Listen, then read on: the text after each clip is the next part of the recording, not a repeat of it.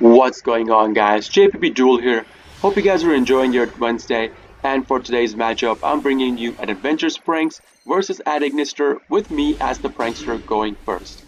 Now, this is by no means a good starting hand because I only have access to my Adventures engine, no Pranks engine. Yes, I could put the Omni on the field. Yes, I could put the hand traps. And I have to hope that that allows me to push past my opponent's turn. It is by no means a good field, mind you, because your opponent can easily bait out your Omni, even Kaiju it or Imperm, and then go on in their play. So I end my turn with setting my Call by the Grave, having my cards in the field. Opponent's draw phase, I MAXX. My opponent proceeds to Call by the Grave my MAXX. Now let me pause right here and explain. This could be a bait my opponent could be trying to throw out to bait out my Griffin Omni. Why? Because they could be playing a Flu or a back row set deck. That means this Call by the Grave is a bait. Me using my Griffin Negate on this does nothing to them. They could play under MAXX easy and not allow me to draw cards. Also, this could be a really crucial thing for him to not allow my MAXX to go through as well.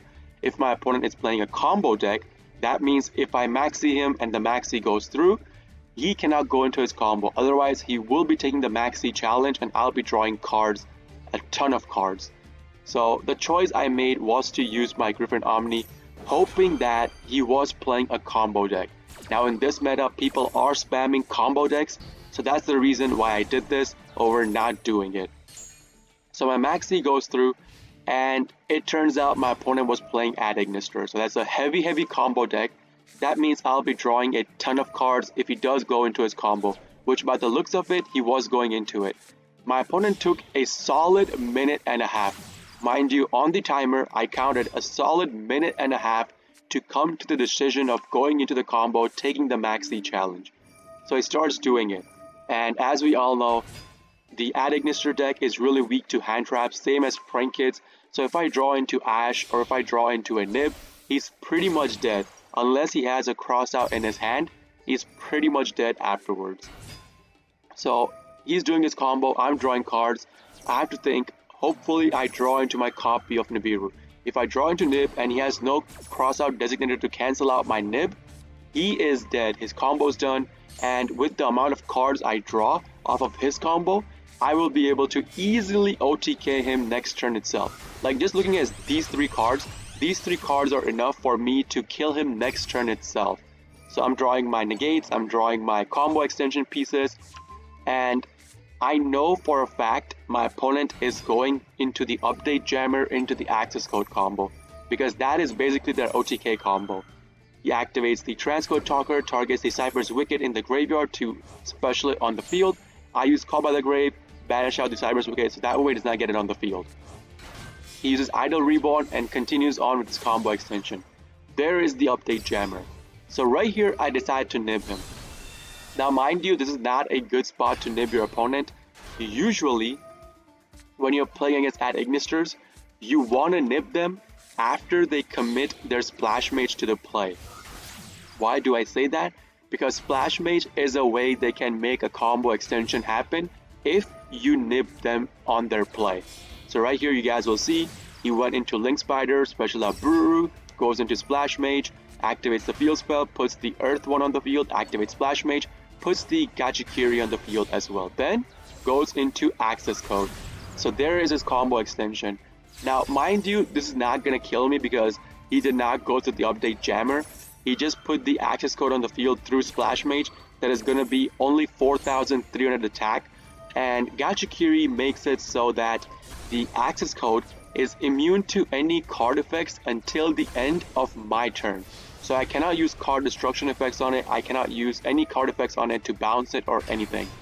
Once he attacks me, proceeds to end his turn, I special out Griffin on the field in attack mode.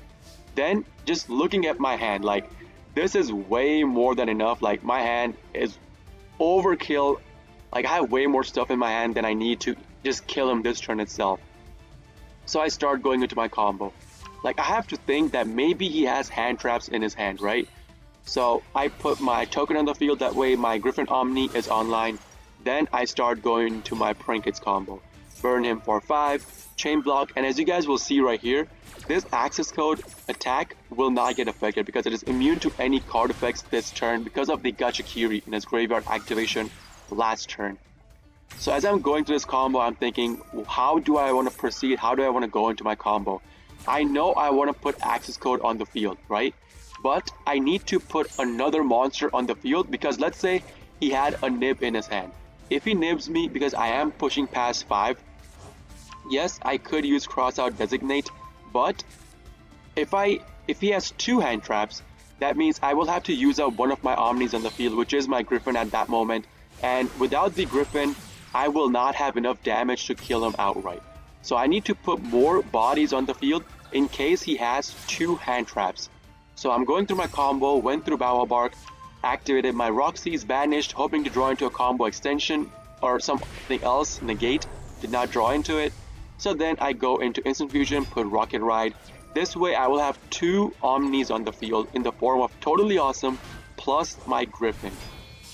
But this was enough damage at this point, but I have to go into my access code obviously.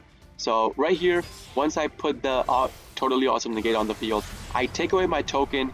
I have 1 Omni, so if he has 2 hand traps, I was still okay because I still have Butler plus Fusion Destiny afterwards, so I would have killed him anyways if he had 2 different hand traps at that point.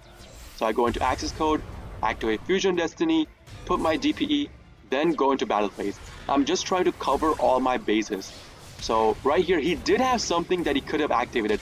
His side of the field did keep highlighting, but he chose not to activate it in the end. And I won the game at this point. That's going to be the end of the game, guys. If you guys do like this kind of videos, please consider hitting the like button, subscribing to my channel for more daily Prankist video uploads, and if you guys are interested in the live version of all of this, I do live stream on Twitch, twitch.tv/jpbduel. Link along with my schedule is going to be in the video description itself for you guys to check out. This is JPBDuel signing out for today. I'll see you all in the next video. Peace!